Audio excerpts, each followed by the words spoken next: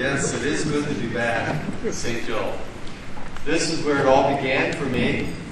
My mission, my life in the Latin American missions, actually, here was the send-off. 45 years ago, the last May 31st, 1969, in this ballroom, we have organized a big missioning ceremony. It was the first one held here because it was always in St. Charles before, but we went as seminarians. And here, the altar was placed, and in those days it must have been 30 priests. And Father John Byrne gave us a mission cross, not the one that we get now as a corporation, but another cross that we presented us with. And from here, I left for South America. So 45 years ago today, or this month. So it's good to be back and to talk about something, as you all know, has been a passion for me over the years, the precious blood spirituality. But really, I want to start out by explaining why the theme, why this particular title that I've sort of given to it, following Francis, a precious blood response. As we all have been enthused, I think, the whole world is, in love with our new Pope. And from the very beginning of his ministry as our leader, as servant leader of the church, he has inspired me with so many different, especially these phrases he comes up with. I mean, he has some really down-to-earth, concrete expressions which called my attention from the very beginning. I used to jot them down. Because, this is interesting. And then it started sparking, well, how does our precious blood spirituality fit into all this? Because he's basically calling us, obviously, to renewal and to reform of the church. And that's what Gasper was about. Calling us, working for the renewal and the reform of the church and the clergy. And Pope Francis is about that. And I thought, if Gasper responded to the Holy Father in his time, how much more today now, we as precious blood peoples are also called to hear Francis' call to renewal and to reform and to get on board. Get on board. But from our identity as precious blood people. And as I developed the themes, I really feel that they tie in so good with what we're all about. All these expressions of the Pope have fascinated me, and we'll be looking at them. You see in the middle of the table, we did one of these, what are they called? Wordles? Wordles? There's all these new terms coming out. But the words which are on that little wordle in the middle of your table basically is the theme of one of my talks that we're hearing this week, although we can't do all of it because we don't have enough days. But so this is just to orient you to what some of the themes are going to be during this week. But I think the Holy Father inspires us and is calling us to a new moment. He's calling us, it's not about becoming more Francis-like. It's about becoming more Christ-like. Francis is calling us to be a Christ-centered church, to get back to the basics. Get back to the basics. Sometimes we get too caught up in the non-essential things and we get away from the basic message of the gospel. Tomorrow I'll get more into that in the first theme on Christ-centered. John Courtney Murray, shortly after the end of Vatican II, observed that the council had set afoot in the church a process described as renewal and reform. And then he distinguished between the two terms. He said, renewal is when you set out the vision. What is the vision that we have? Where do we plan to go? And then reform is how the institution needs to change structures in order to help that vision become a reality. So reform and renewal. Renewal, set the vision. That's what he did in Evangelium Gaudium. I always get the terms twisted. Evangelium Gaudium. Evangelium Gaudium is an apostolic exhortation. He sets the vision. This is his vision of church. This is his vision of who we are to be, who we are called to be. And then he's doing all these other committees and reforms which are intended to help bring about this vision of church. St. Gaspar, son of the church, faithful to the Holy Father. We know that Gaspar gave up his dream of becoming becoming a missionary in India. He wanted to become a Jesuit. He wanted to go to India to convert the peoples. This was his dream. And the Holy Father got wind of that, and he called him in and said, "No, I want you to stay here in the Papal States, become an apostolic missionary, preach reform and renewal of the church and the clergy." And Gaspar gave up his own plan. Gaspar was open to that call, and he then gave his entire self, as we know, tirelessly to the mission that the Holy Father had given him. I think we, as sons and daughters of Gaspar, of the spirituality of the blood of Christ, we're also called sometimes to get on board. The Holy Father is calling us to be agents of reform and renewal. And I think we if we're going to be faithful to who we are, we're called to let go maybe of certain attitudes or preconceived ideas and let the Spirit guide us. Let's see where the call of the blood and Holy Father and his call leads us.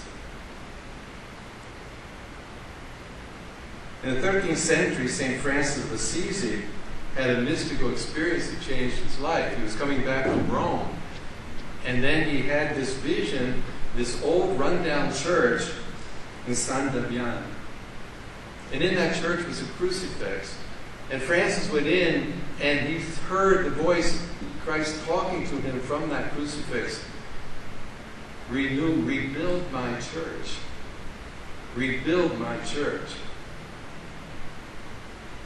Pope Benedict XVI, when reflecting upon Francis of Assisi's mystical experience in the church of San Damian, in front of the crucifix of San Damiano, said that indeed Christ was calling Francis to rebuild that old rundown church, but it was a symbol of a church in ruins which needed rebuilding.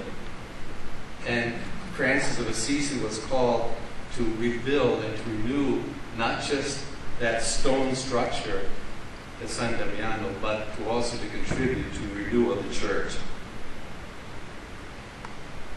Francis of Assisi had that experience before the cross. We as precious blood missionaries are exhorted time and time again by our founder, by Gaspar, to sit before the crucifix and to read the book of the cross. We are called to have our own mystical experience. What does Christ say to us from the cross? When we contemplate Christ crucified, what is the voice of Christ calling us to as sons and daughters, as living under the banner of the blood of Christ? As I travel around the world and experience invitation to preach, often, or not so often, but at times I'm called, I have to stay at a hotel overnight before a connecting flight or before taking a long flight. And how often, and you've all had this experience, you're walking down the corridors of the hotel, the motel, and you see the signs hanging on the door, "Do not disturb."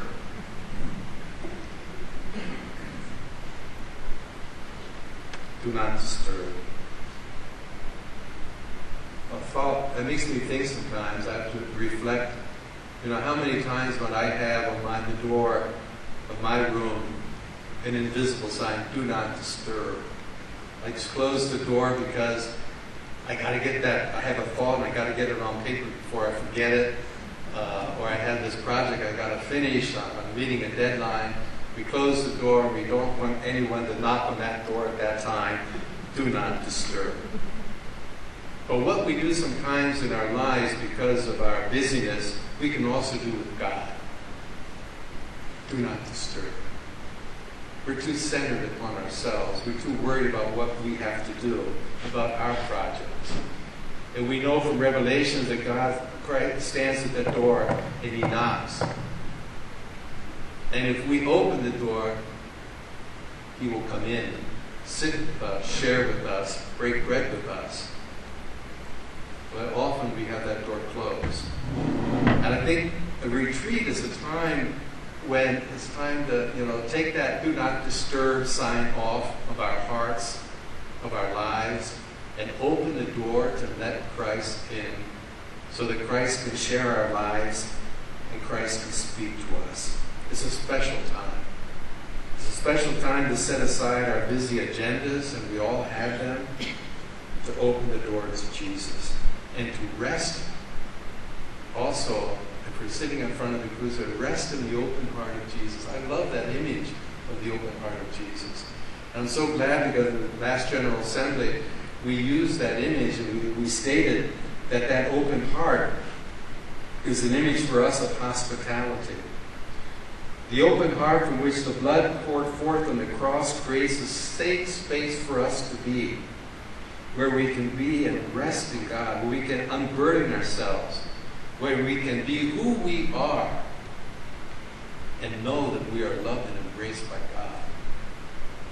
Without mask, without pretending, without worrying about whether we're going to be accepted or not. But to know that God embraces us. Sit in front of the crucifix. Let ourselves be embraced by a God who loves us as we are.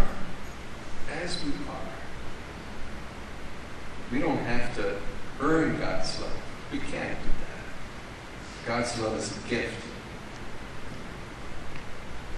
Revelations in chapter 2 it says, I know your works, I know your efforts, I know your patience.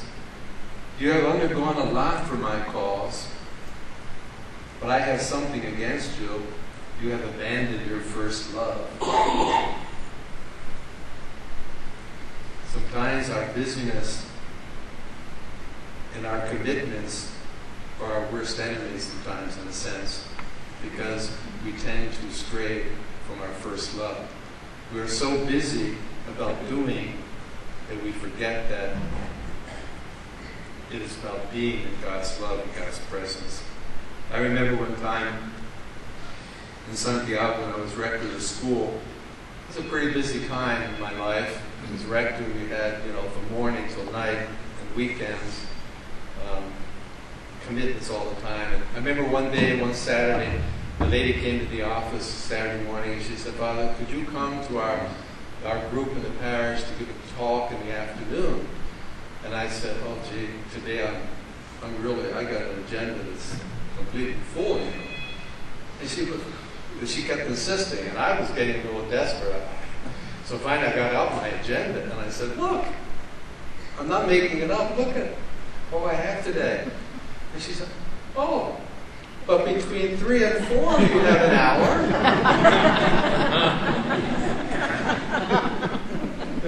Sometimes we get caught in that. And sometimes, we forget and people forget that we need to take care of ourselves if we're going to take care of others. And I'm reminded of that often when I'm on these airplanes. And that how many times have I heard the reflection or what they say, when they give you your instructions. In case of emergency, an oxygen mask will fall and, put it over your nose. But if you're traveling with the child, be sure to put it on yours first and then on the child. And I reflected about that too in the sense of our own lives. If we are to take care of others, we have to put the oxygen mask on ourselves first. We have to take care of ourselves if we're going to be present to take care and to accompany others on their journey. And that's what retreat is about. That's what we're here for. To take care of ourselves in a healthy, good sense so that we can then return to our families, to our ministries, to our jobs, and be more present and more of God's presence for other people. Take care of ourselves so as to better serve others. And it's not always easy when we're constantly, many times, on call. As we journey through these days, hopefully a prayerful reflection is a great reunion too. We're seeing people and sharing, and that's wonderful. But hopefully each of us will take time for prayer and to be some quiet time for reflection. There's no rules here. I'm not going to leave a list of rules. Everybody has to decide. But if we're going to take care of ourselves, these are special moments. Special moments that most people never have. But we have that possibility. And hopefully there will be, each person will take out of our busy day as moments of prayer and reflection. Cardinal Jorge Bergoglio, when he was still in the Diocese of Buenos Aires, at the beginning of the Year of Faith said, "Crossing the threshold of faith leads us to seek for each individual the same mind as Jesus, so that each one of us may experience a new way of thinking, of communicating with and looking at each other, of respecting one another, of being together as a family, of planning our futures, and living out our love for each other and our vocation." The renewal of the church begins with us. The renewal of the church begins with each of us. We're all attentive to what's happening in Rome, what the Holy Father is doing, but we are church. We are church. All baptized are church. And if we really want to reform the church, the renewal begins in our own lives. We have to be centered. We have to be open to the movements of the Spirit so that we, the living stones of this church, can bring about the reforms which are needed. And I think our spirituality, the blood of Christ, prepares us to collaborate with the vision, to making that vision possible. Because it presents us, the spirituality, the blood of Christ, with a grand vision of what we are to be about and to be who we are called to be.